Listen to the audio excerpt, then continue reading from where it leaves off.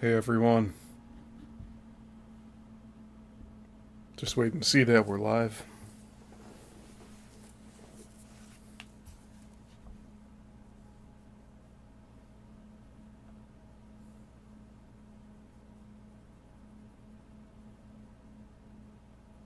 Hope you're all doing well today.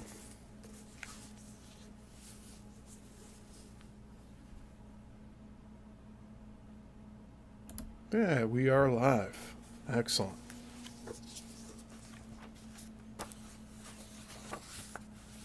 Welcome to the Yissilmissil Productions channel. My name is Steven Yissil, and today is part 5 of our deep dive into the Bermuda Triangle and reading from the book with the same title by Charles Berlitz.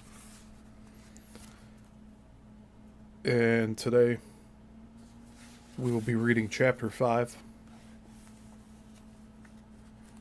The title is There a Logical Explanation? So, there's one etching or lithograph in here, but other than that, it is all text. So we'll be doing mostly reading today. It'll be about 12 pages.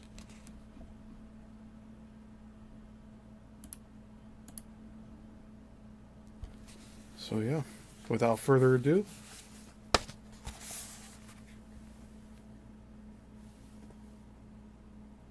we will be starting chapter 5.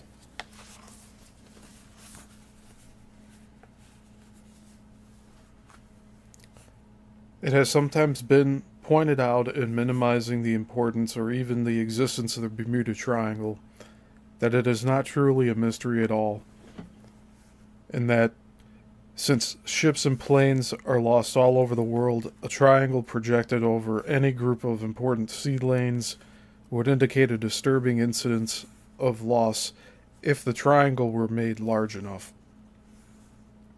Moreover, the ocean is large, planes and ships relatively small, and the ocean in perpetually is in perpetually in motion. Sorry. I don't know why I thought it was the other word. With both surface and submarine currents. Planes are small boats lost between the Bahamas and Florida, where the Gulf Stream flows north at more than 4 knots an hour, could end up at such a distance from the point where they were last reported that they would seem to have effectively disappeared. The speed of this current is, however, well known to the Coast Guard, whose search and rescue missions take into account current and wind deviations in the approximate area where a craft has disappeared. The radius immediately given for complete circular search for a large vessel is 5 miles, with 10 miles for a plane and 15 miles for a small boat, with other overlapping radial searches applied thereafter according to direction, current, wind, and drift. Some ships have even sunk and then resurfaced at another place, as did the A. Ernest Miles, which sank with a cargo of salt off the Carolina coast. When the salt melted, the ghost ship came to the surface again, where it was subsequently found. Another ghost or derelict ship, the La Dahama, that rose from the deep sea, is one frequently mentioned with reference to the triangle, as it was reported sunk in April 1935 and its passengers were rescued by the SS Rex. But sometime later, the Aztec found her adrift off Bermuda. The crew of the Aztec did not know that the ship had previously been sunk and its passengers rescued, and considered La Dahama to be a derelict mystery ship until the news came from the Rex, now back at its home port in Italy. Why the ship rose is still a mystery.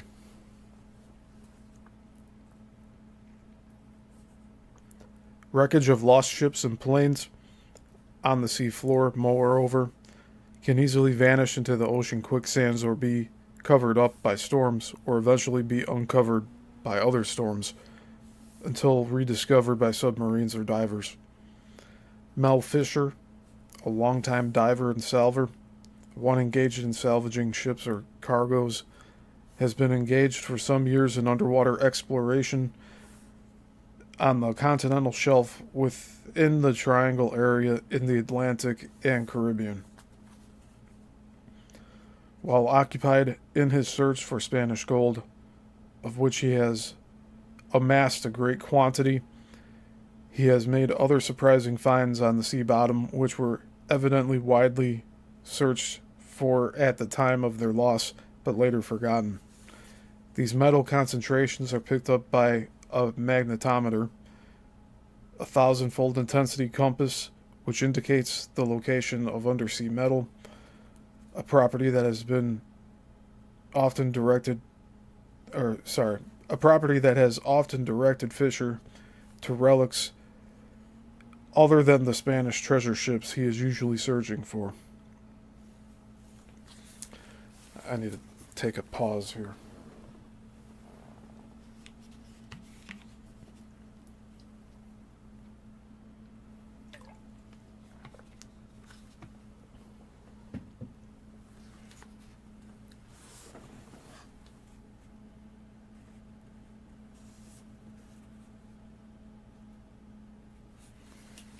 Okay, let's continue.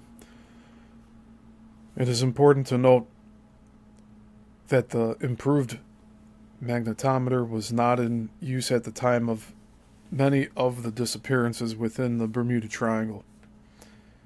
When divers descend to the ocean floor following the magnetometer's indications, it often happens that instead of Spanish galleons, they find lost fighter or private planes, various kinds of ships, and once several miles offshore, a railway locomotive, which Fisher left on the bottom for marine archaeologists of the future.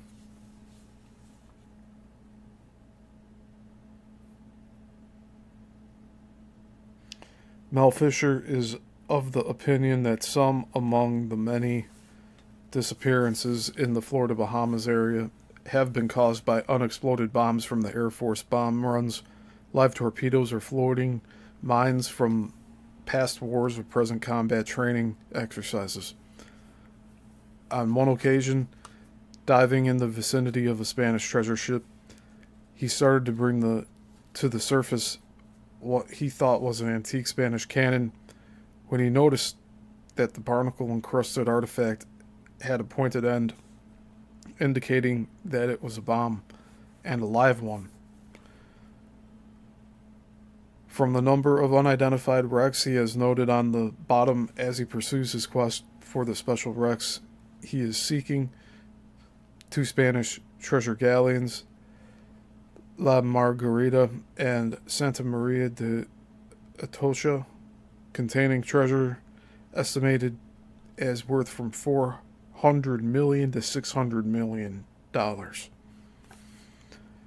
Fisher concludes that hundreds of ships have crashed on the reefs during storms and that many have been buried in the offshore sands. Even to reach some of the treasure ships he has already found, it has been necessary, once metal has been indicated by the magnetometer, to excavate under the sea bottom in order to reach them. He observes that quicksands exist where the Gulf Stream flows past the end of Florida, and these quicksands have been noted to swallow fairly large boats, which became stuck in the sandy bottom. Vagaries of currents and the shifting bottom might then be responsible for some of the unsuccessful searches for lost ships and planes. But there are other underwater features in the area, which may also have been responsible for hiding the evidence of some of the disappearances. There are the unusual blue holes scattered between the limestone cliffs and other underwater limestone formations throughout the Bahamas, with the wide banks and abysmal drop-offs. Thousands of years ago, these holes were limestone caves, then above water. But when the water rose as a result of the melting of the third glaciation, perhaps 12 to 15,000 years ago, the caves became the blue holes, a favorite haunt of fish and recently of adventuresome scuba divers. These limestone caves and passageways go right to the edge of the continental shelf, and some continue down through the whole limestone formation to a depth of 1,500 feet, and others are connected through underwater passageways and caves with inland lakes and ponds on the larger Bahama Islands. Although miles away from the sea, these smaller bodies of water raise and lower their levels with the tides of the ocean. Ocean fish transported by underwater currents in this submarine system suddenly appear miles inland. A 20-foot shark made a sensational appearance in one of these quiet inland pools 20 miles from the shore, creating great agitation among the local inhabitants accustomed to swimming in their peaceful pond. The blue holes within the ocean are located at various distances from the surface. Divers entering these underwater holes notice that cave chambers branch off from the passages that they are following, exactly as is the case with cave formations on land. The passageways seem to go off in many directions, evidently confusing even fish, which often swim upside down. Some of the passages between the caves seem to be so regularly formed that divers have looked for chisel marks to see if they were hand-cut at a time when the limestone cliffs were above sea level. Divers have noticed the dangerously strong currents flowing inside the blue holes. This is due to the tidal flow, which causes masses of water to enter the holes, creating a funnel effect with strong whirlpools on the surface, even though there is no land above the water in the vicinity. Such a whirlpool could possibly drag a small boat down underwater into a blue hole together with its crew. This possibility was given a certain credibility when the oceanographer Jim Thorne, on a diving expedition, found a fishing boat wedged deep within one of the blue holes at a depth of 80 feet.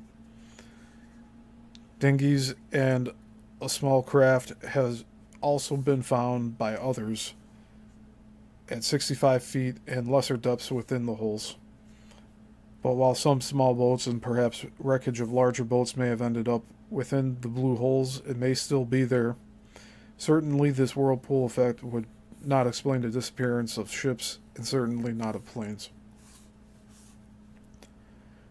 Although whirlpools appear in various parts of the world's oceans at various times, and notably within the Bahamas area of the Bermuda Triangle, none of the known phenomena, except perhaps major seismic and atmospheric disturbances, could be compared with the oceanic whirlpool off Norway, described by Edgar Allan Poe as his, quote, "a descent into the maelstrom," end quote. Speaking of this ship-destroying whirlpool from a point on its vast inclined and revolving wall, the narrator says, "Never shall I forget the sensations of awe, horror, and admiration with which I gazed about me. The boat appeared to be hanging, as if by magic, midway down, upon the interior surface of a tunnel vast in circumference, prodigious in depth, and whose perfectly smooth sides might have been mistaken for ebony, but for the bewildering rapidity with which they spun around. As I felt the sickening sweep of the descent, I had instinctively tightened my hold and closed my eyes. Now looking about me upon the wide waste, on which we were thus borne, I perceived that our boat was not the only object in the embrace of the world. Both above and below us were visible fragments of vessels, large masses of building, timber, and trunks of trees, with many smaller articles such as pieces of household furniture, broken boxes, barrels, and staves. And I began to watch with a strange interest the numerous things that floated in our company. This fir tree, I found myself at one time saying, will certainly be the next thing that takes the awful plunge and disappears. And then I was disappointed to find that the wreck of a Dutch merchant ship overtook it and went down before. Such writings may have influenced some of the theories concerning ships disappearing in the triangle, as well as the shape of the gulfs that wash us down at sea. A more likely doom for small and even large boats in the area would be sudden tidal waves or even waterspouts, the seagoing tornadoes which occur at certain seasons and which raise a vast funnel of water to a great height in the sky. A waterspout or several of them might well tear apart a small boat or low-flying plane, in the same way that tornadoes on land tear apart or carry houses, fences, vehicles, and people into the sky. Moreover, while waterspouts can be seen during the day, when there is time to take evasive action, they are considerably more difficult to avoid at night, especially by a plane flying in low visibility weather. But by far the greatest suspects with regard to sudden sinking of ships are the unexpected tidal waves, usually resulting from underwater earthquakes. The creation of large waves depend on various factors: underwater earthquakes and landslides, atmospheric pressure, winds, storms, and hurricanes, not necessarily in the immediate area, or eruptions of undersea volcanoes. Huge waves can appear from a variety of causes in a calm sea, while waves in a rough sea have been estimated by competent observers to reach a height of at least 112 feet. And in parentheses it says USS Ramapo, Ramapo, February 6th, 1963. And there is a sketch here. It's a sketch of a 200-foot high waterspout observed from the shoreline. Waterspouts are sea tornadoes and are as dangerous at sea as a tornado is on land. The turbulence of a tornado can pull apart and scatter a small ship or plane coming into its direct path.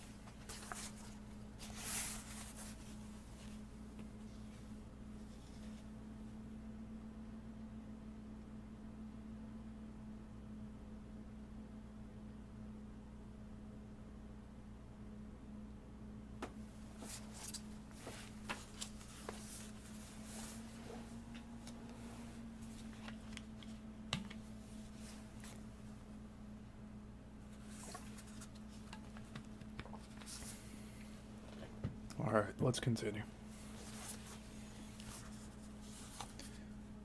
The huge waves caused by seismic disturbances, tsunamis, have been known to reach skyscraper heights of 200 feet. These tsunamis can happen without warning and can easily sink a ship if the ship is anchored, or capsize it if it is underway. Not only do ships capsize when struck by these waves, but sometimes even a large ship will break in half from the effects of tension, depending on how it is facing the waves and how far the troughs are apart between the waves. While smaller ships may ride over the crests of the waves and down into the troughs without difficulty, this fate overtook a destroyer which was broken in two by great waves over which it extended a trough and a half, although it probably would have survived if its length had measured one or two of the temporary troughs. There also exist other very destructive and unusual Seiche waves. And this word is spelled Seiche. Usually the product of underwater landslides caused by the pulling apart of a fault in the Earth's crust. The Seiche waves, smaller in height, are not as sensational looking as the tsunamis, but they are immensely powerful, with great tides of water built up behind them. They are harder to recognize as they approach, and they are therefore even more dangerous to ships. Such a wave suddenly arriving without previous warning could smash a ship and spread its wreckage over long distances, losing pieces of it as it traveled. If ships can literally be swallowed by a sudden, tremendous sea, it is equally possible for planes to disappear in the air? Or is it?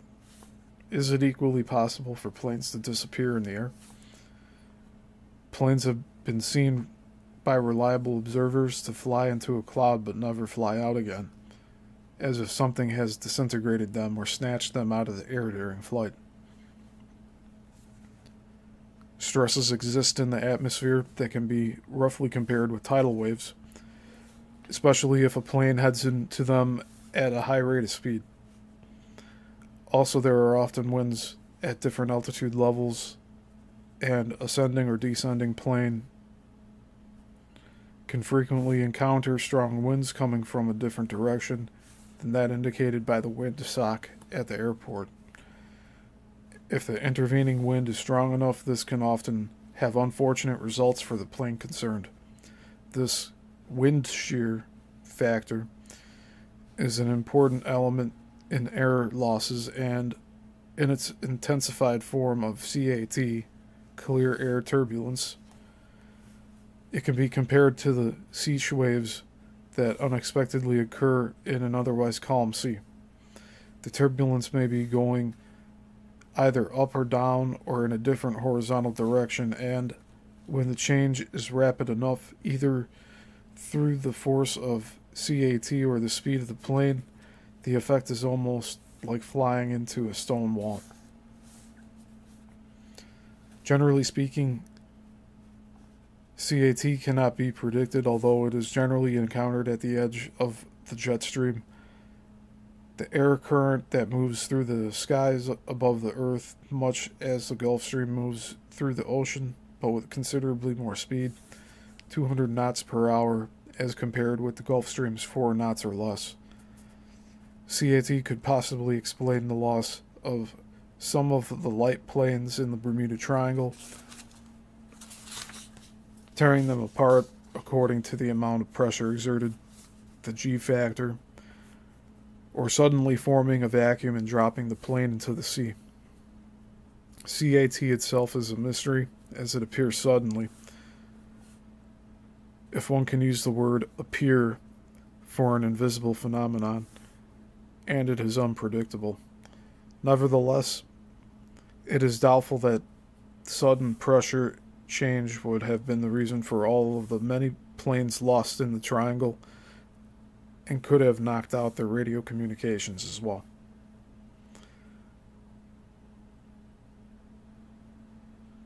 Planes that disappear in the area in the future may be easier to find because of new sophisticated tracking and memory systems, which, if they had been carried by many of the lost planes, might have enabled them to be found if they still existed. The aircraft of today also carry computerized memory systems called AIDS, AIDS, Airborne Integrated Data Systems, which, if found, would preserve a record of what happened to the plane. It is now possible to audit and record. It is now possible to audit and record at the base everything said in the cockpit of commercial and other aircraft. One remembers, however, that the conversations between the pilots on the planes of Flight 19 were heard at the base without shedding any light on what was happening. There are also systems in use developed through the Mercury spaceflight and atomic submarines, which automatically record the position and any deviation of a plane or ship. A new device for locating A lost plane is called the crash or recovery beacon. It is a small radio transmitter capable of transmitting for 2 or 3 days. It is located in the tail of the plane and is activated by the loss of the electronic system. But again, if disasters in the triangle are connected with radio blackouts, one supposes that in such a case, these new devices would also be neutralized. Electromagnetism and the malfunctions of instruments are reoccurring elements in the mystery of the triangle.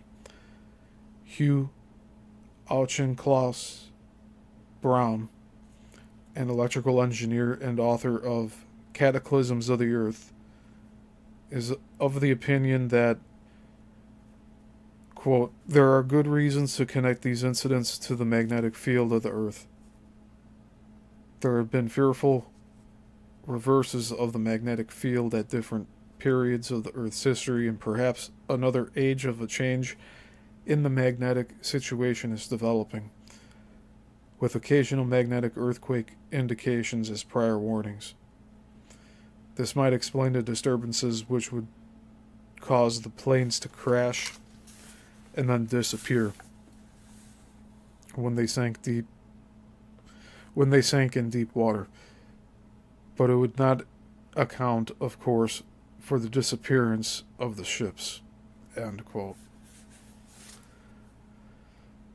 Wilbert B. Smith, an electronics expert who headed a magnetism and gravity project for the Canadian government in 1950, has suggested that these elements are a factor in plane disappearances. He stated that he had found specific locations which he referred to as areas of reduced binding.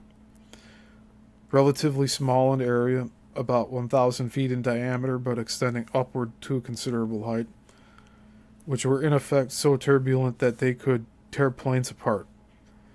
Planes would therefore not have advance notice of these invisible and uncharted areas of magnetic and gravitational malfunction until they flew through them, with fatal effects. Smith wrote in commenting on the seeming impertinence of these locations, quote, we do not know if the regions of reduced binding move about or just fade away. We looked for several of them. After 3 or 4 months, we could find no trace of them.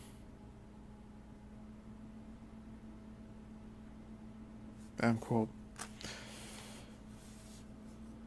A spokesman for the Search and Rescue Branch, the Coast Guard headquarters, has also specified the importance of magnetism and gravity in the investigations. Quote, quite frankly, we don't know what is happening in this so-called Bermuda Triangle. All we can do about these unexplainable disappearances is speculate. The Navy is trying to get to the bottom of the mystery with a project called Project Magnetism, in which they're investigating electromagnetic, gravitation, and atmospheric disturbances. Some experts think that some such disturbance might have disintegrated those planes in 1945. A ship in the area reported sighting a large ball of fire in the skies, which, of course, could have also meant a mid-air collision, but that's an unlikely event among 5 planes. The fact is, we have no real opinions. End quote.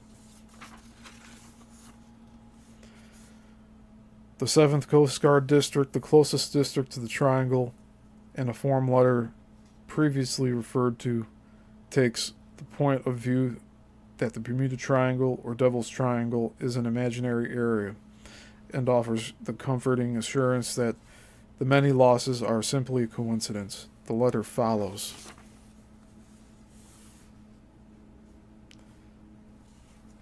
It's about a page long here.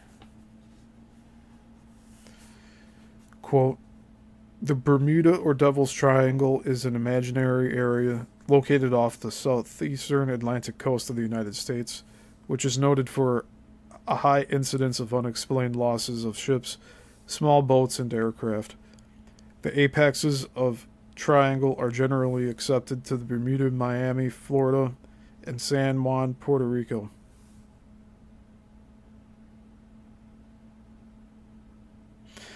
I'll read that one more time.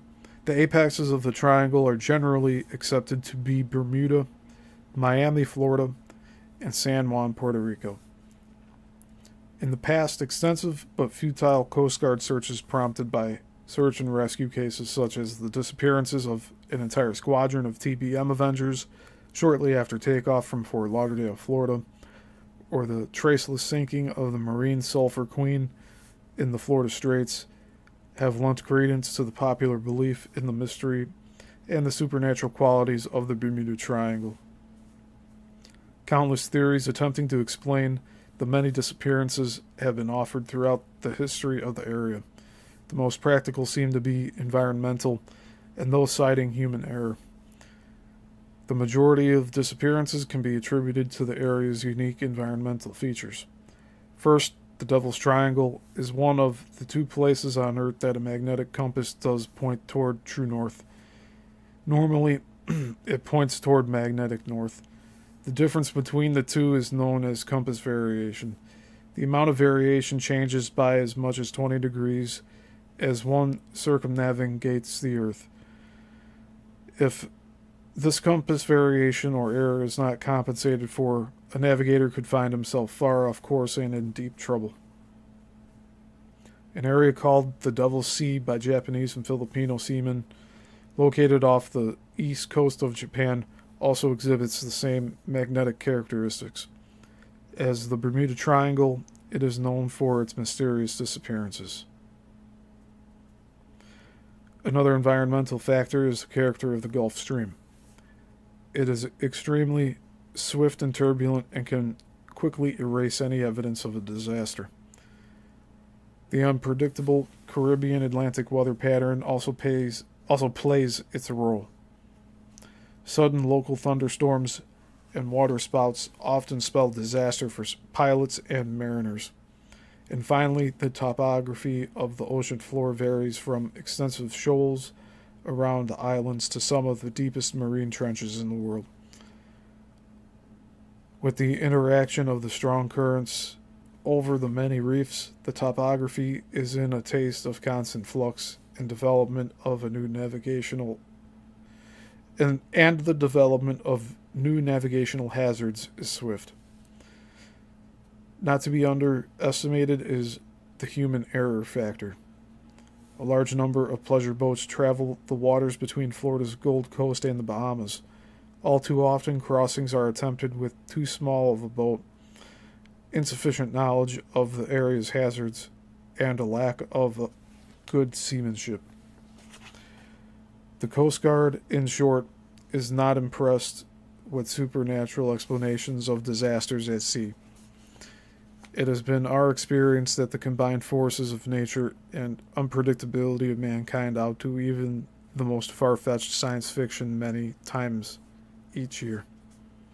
Unquote. Almost as an afterthought, the letter offers a brief bibliography where the reader is referred to articles by Ivan Sanderson, Leslie Leacher, Vincent Gaddis, and John Wallace Spencer, as sort of equal time to those who believe that the mystery of the Bermuda Triangle is not so easily explained. In the last paragraph of the Coast Guard letter, it is mentioned that, quote, "We know of no maps that delineate the boundaries of the Bermuda Triangle," although it adds that among the acromagnetic charts of the U.S. coastal region, HO Series 17507, numbers 9 through 15 cover the Bermuda Triangle. End quote. Some civilian airline executives in the area are in cautious agreement with the Coast Guard opinion. Mrs. Athley Gamber, president of Red Aircraft in Fort Lauderdale, is one example. Athley Gamber, an attractive brunette and a charming example of a vital, successful woman executive, is the widow of a pilot who disappeared on a flight between Fort Lauderdale and the Bahamas. She has been on the airfield during many search operations for missing planes and has had both motive and opportunity to speculate about the many private planes that have disappeared without trace within the triangle. Mrs. Gamber, from her observation point in the area, does not believe there is anything mysteriously sinister about the Bermuda Triangle. She is of the opinion that the reason that many pilots have not sent a Mayday or SOS was that they had no idea that they were in trouble, adding that the moment you get in worse condition, the radar is discontinued.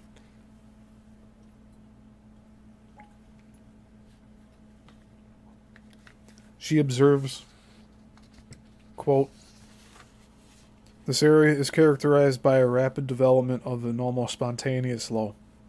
An aircraft is built for a certain shear load. After that, it will come apart." Unquote. She adds, quote, "I'm more convinced than ever that human nature cannot cope with the elements." Unquote. She estimated that pilot error is responsible for as much as 50% of the disappearances, and that of the many private planes that have vanished, 25% have simply run out of gas. But the commercial, passenger, and military planes that disappear on normal runs with constant checking by experienced pilots and flight personnel certainly did not run out of gas, nor did the planes that vanished in groups all hit clear air turbulences at exactly the same time and at the same pressure, nor does there exist a believable explanation as to why nothing, in contrast with what happens in other parts of the world's oceans and shores, has ever been found from so many losses, or why they vanished so abruptly from the sky. Again, what is applicable to aircraft is not applicable to ships, and if all of the air losses could be explained away, the ship losses in the Bermuda Triangle would remain as mysterious as ever. To the observer, there appears to be an obvious correlation, at least in intensity, between the two types of losses, and each satisfactory explanation seems to bring with it one or several more questions, somewhat similar to the Hydra, a multi-headed monster, or of another more ancient myth, which, according to Greek legend, as soon as one head was cut off, was capable of growing another, a source of considerable dismay to its adversaries. Widespread interest in the mythos of the Bermuda Triangle has increasingly preoccupied the imagination of dwellers on the adjoining shores, as each new case is reported and discussed. Because of the frequent disappearances of small boats and planes, which could appear from numerous other cases, there is no way to ascribe the disappearances to suspected forces in the triangle, although they are generally associated with them in the public mind. Robbie Young, a leading Miami disc jockey and radio commentator, is an example of to what degree this mystery has intrigued observers in southern Florida. Since he expressed his interest in the Bermuda Triangle, he has received literally thousands of calls, most of them while he was on the air, from listeners who have stories to tell or want more information. He is presently interested in the manning of a launch equipped with sending and control apparatus and with a bugged dummies aboard, with the intention of setting it adrift between Florida and the Bahamas within the inner area of the triangle, and observing what happens to it through remote electronic control. There might be some typos in this book, so you might be hearing some of that stuff. Hey, Woo Riders, I see you there. Yeah, we're almost finished with this chapter today.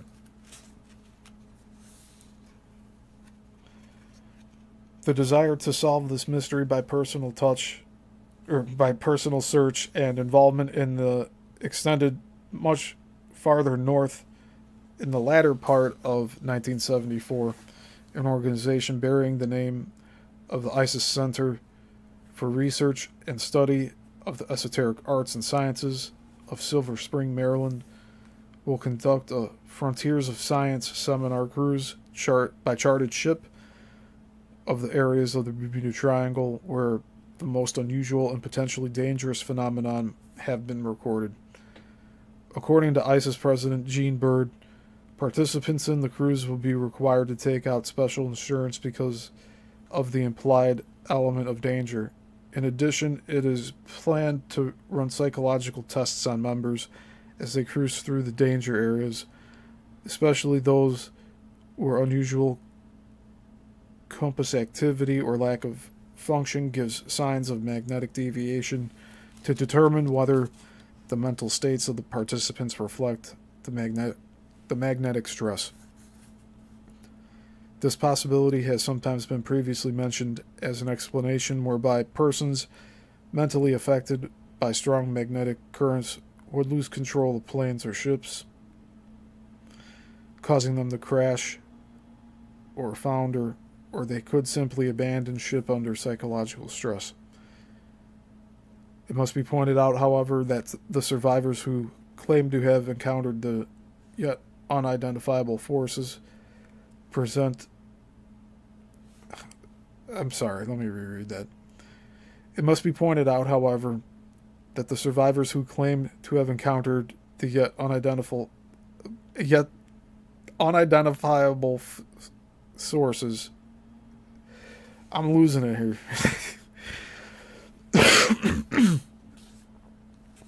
Let me try this one more time. It must be pointed out, however, that the survivors who claim to have encountered the yet unidentifiable forces present in the triangle do not remember noting any mental aberration except for understandable ones of surprise, fear, extreme concern, and future caution. Lacking a logical and readily acceptable explanation, independent researchers concerned with the disappearances in the Bermuda Triangle have gone even farther afield, some to explanations based on exceptions to natural law, others to suggestions of interdimensional changeover through a passageway equivalent to a hole in the sky, which aircraft can enter but not leave. Others believe the disappearances are engineered by entities from inner and outer space, while still others offer a theory or combinations of theories that the phenomenon may be essentially caused by still functioning man-made power complexes belonging to a science considerably older than and very different from ours. And that concludes chapter 5. Sorry for stumbling on that near the end. Gonna have to make sure to hydrate a little more next time. So that is it for today. Chapter 6. That's gonna be for next week.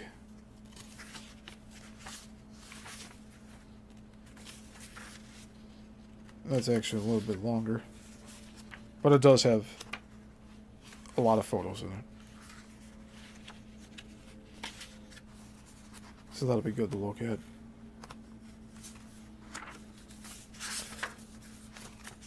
So the further we get into this, let's see, we're 90 pages in.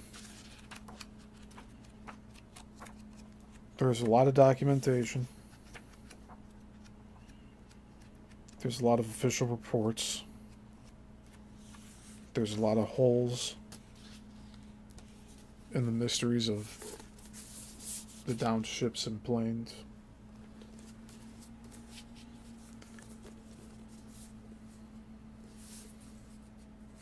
I do think it has something to do with the ley lines.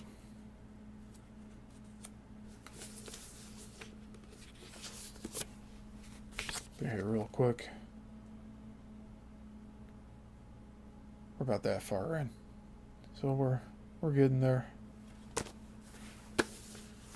We're getting there.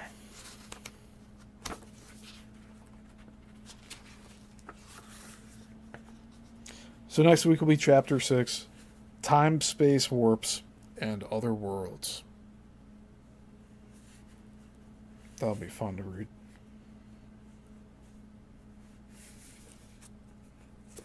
So we have next week. We have 3 weeks after that for chapters 7, 8, and 9. And then maybe a part 10. And then this will not be a weekly thing anymore. So, what I think I will be doing with this series, along with the other ones I'm doing,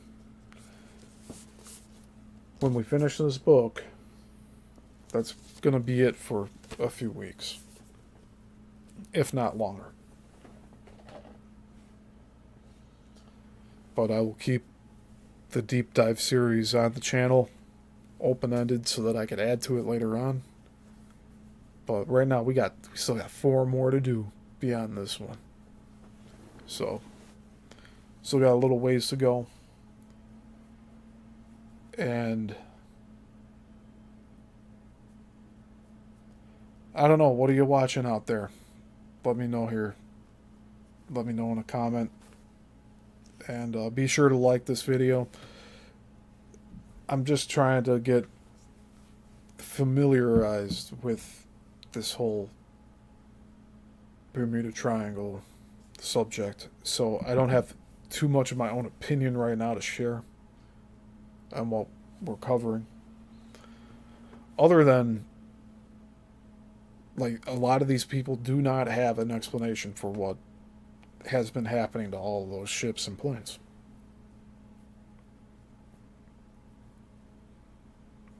But as we learned today, there is the quote logical explanation side of things when you factor in weather. But I do believe there's more to it than that.